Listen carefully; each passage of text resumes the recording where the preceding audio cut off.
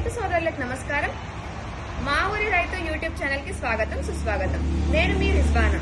40 రోజుల పంటకాలమైన పత్తిలో మొదటి దఫా స్ప్రేయింగ్ కొరకు ఆనంద్ అగ్రోకేర్ వారి పూర్తిగా సేంద్రియ పదార్థాల ద్వారా బ్యాక్టీరియాలు నూనెల ద్వారా తయారు చేసిన బెస్ట్ కాంబినేషన్ మందుతో నేను మీ ముందుకు వచ్చాను.